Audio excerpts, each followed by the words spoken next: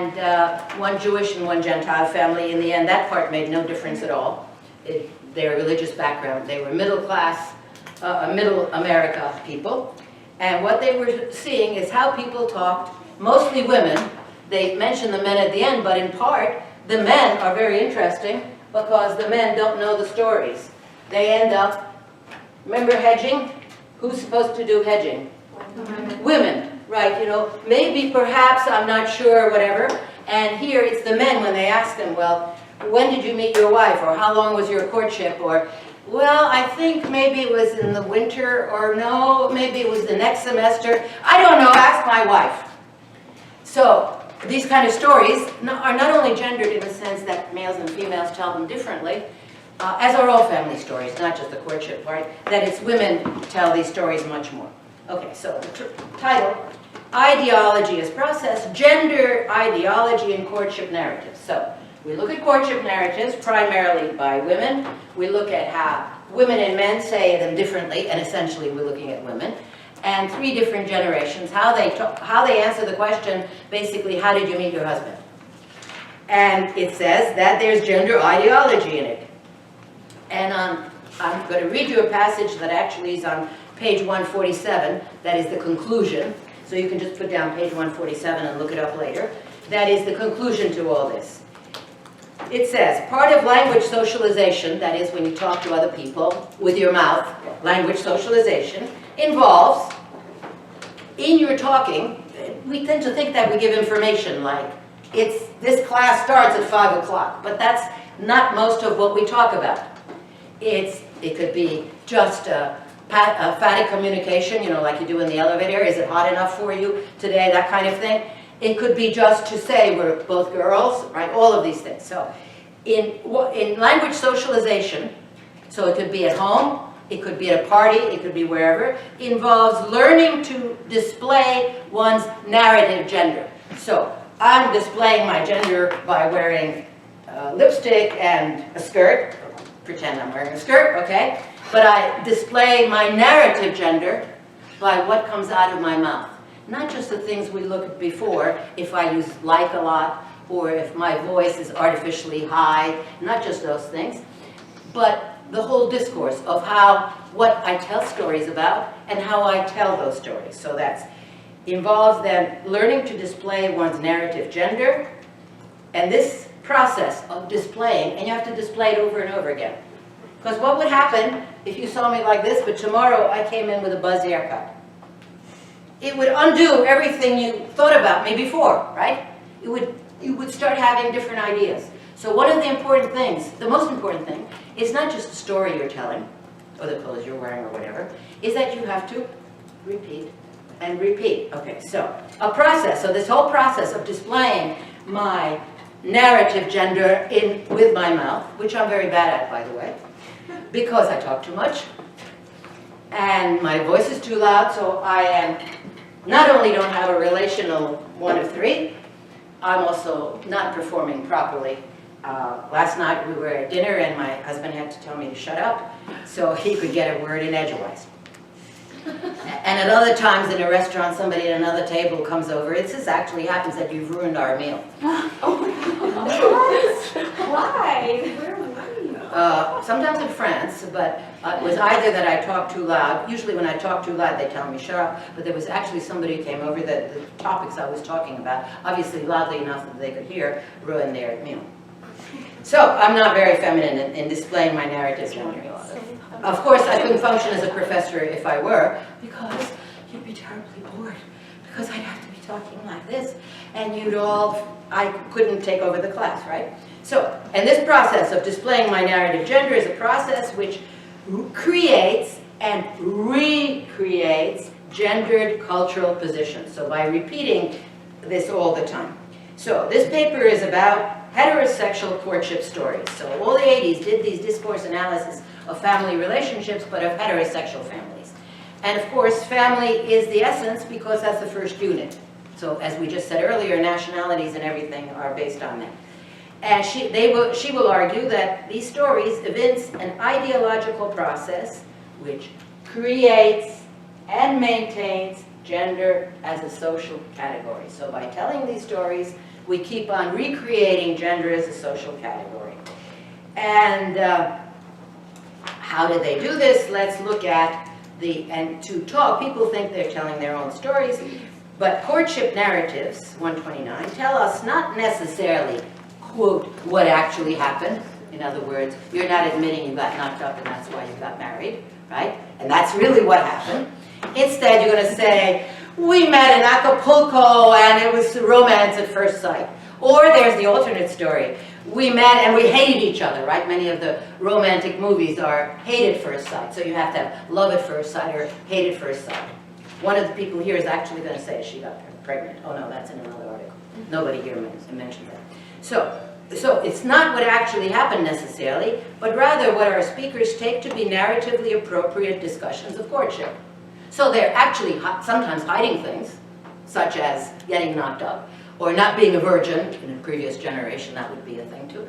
But at other times, they don't know that they're hiding anything. They're just telling their stories in those slots that are given for such things. So these narratives demonstrate ideology as a process. There's a tremendous similarity, and the proof of this, there's a tremendous similarity among the narrators of the same generation, revealing that courtship storytelling is conventional. So in the same generation, they tell the same story. So let's look at the examples. Here are the two grandmothers, so the oldest ones. As I said, one is Jewish, one is Gentile, doesn't matter. Mrs. Bloom says, when asked, and her story is this short, very important. It was the greatest love story that was ever written. I mean, I adored him, and he adored me. And we had 2 beautiful children, and a very good family life. He was actually an alcoholic, of course, but she's not going to tell us that. The other grandmother, same generation, says, went 1 year to Kansas, then to Missouri, and met a lawyer, fell in love with him and married him. Well, they have some dots. They left out something, but essentially, this is it. What do we have? Besides the fact that they're similar, what else do we have? We obviously, something else must have happened. How many people have an absolute perfect marriage? But okay. But what else is there? There is nothing about the marriage. Fell in love with him and married him. Or the other one says, we had a very good family life. Think about fairy tales. Yes, very good. In a fairy, and so this and that happened, right? And they lived happily ever after. And why do they have to have that ending? Because nobody has that life, right? And if they went on, what, you think somebody does? No. And so it has to be lived happily ever after, because even if they had a stable, good life, it's of no interest, because what's the interest is the romance. So even if they had a good life, if they had a good life, it was damn boring. Right? So either they had a boring long life, and that's why fairy tales don't have an after. Right? And that's why the Shakespeare's plays are categorized. Either they're comedies when they end up getting married and nothing after, or there's a sword fight and they all get killed, or Romeo and Juliet get suicide, and that starts the same way. They see each other, they fall in love inappropriately. You know, she's 13 years old. He was just in love with another girl, and he sees her, and on first sight he falls in love with her, and there has to be a conflict of some family or money or social class, and then either it's resolved and it's a comedy and they live happily ever after, or they get killed or suicide or whatever, and then it's a tragedy. But nobody cares about the actual later, because that's not interesting, or it can only be interesting if he beat her, if he was an alcoholic, or something happened, or they had to emigrate at least, or there was outside factors that happened. So this is their life story, and they don't say anything. They don't have a number 2. They don't have, I was a student, much less I was a lawyer. So what happens in the next generation? So this requires no justification for any life choices they made. Just was okay to fall in love, and that was it. Here's the second generation. By this time, this is already the second wave feminism is beginning. So there are some women out there, like you over there, who say, no, we want to we want to do this and that. Gender degree. So, but she's over here, and she knows about that one. So she deep down sort of says, you know, I really should have finished college, which she didn't.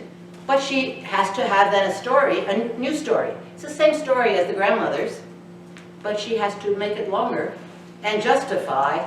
I remember the friend I had, a wife of a colleague of mine, who said, oh yes, well, I couldn't finish my master's degree because he got a job wherever. And that was her story. I couldn't finish my master's degree because my boyfriend got a job somewhere else. Okay, so that's no better story than the other one, but the grandmother didn't have to have that story, because in that generation, the ideal was the wife stayed home and the husband, the lawyer, could take care of her financially, and she didn't have to work, and that was the cultural model. So for us to understand that the grandmother told that story, it's not her story. We have to understand the cultural box she was living in at the time, that a decent middle-class woman didn't go out to work, because if she did, that meant her husband couldn't support her and so forth. Okay. So here's the second generation. She says, I planned to go to graduate school. That's one of the reasons I was in the Navy. I had to pay off all the loans and debt that I had incurred when I was in school. And it was also going to offer me educational opportunities. That is the GI Bill was. So I was pointing toward that. Okay, so she said, I planned to go to graduate school. I paid off my loans. I went to the Army so I could have a scholarship. I was pointing towards that, and I really did not expect to be diverted. ... Eventually I decided perhaps being diverted was something I was willing to be. So she never went to. Yes, all the choice of words, and all the things I was planning to do, but then I didn't. The other second generation woman from the other family, again, to show you that in each generation, the stories resemble each other. Many of, here's an even better, she's even better, because the first one is saying, yeah, I was going to do all these things, and I can prove it to you, because see, I went in the Navy so I could get the money to go to school. But you didn't. Next one is even better.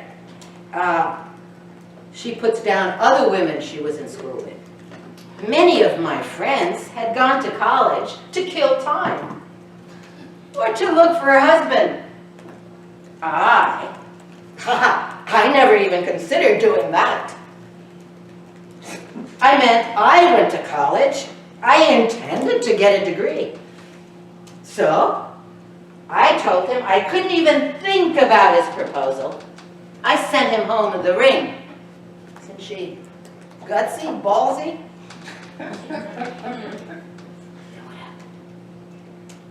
And then I woke my parents up, and I thought about it, and I called them at 7 o'clock in the morning, and we were engaged that day. Okay, third generation. So we have here the second generation women. We begin to find a conflict between the public and the private. The words we had on the board when some people weren't here on Monday, right? So the first generation of women, the grandmothers, didn't think about the public. They never expected to have a public role. So that I got married and found a lawyer, that was a big success. I got a lawyer, so I achieved.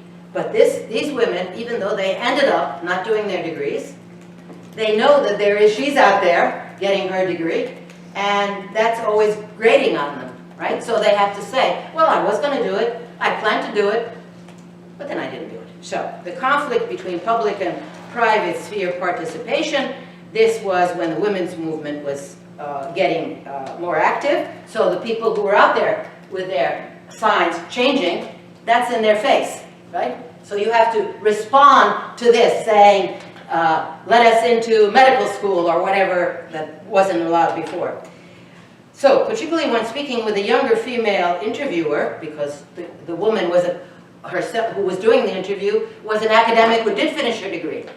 So when they were speaking to her, they even more second generation women had to use this vocabulary of motive to say why it was that they didn't finish. So the vocabulary of motive becomes very important. The third generation is not that different from the second generation, just a little more so.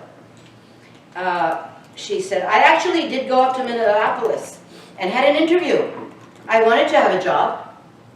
I probably wouldn't have moved. I probably wouldn't have gotten married to him if I hadn't gotten a job. So she, in fact, did get a job for a while.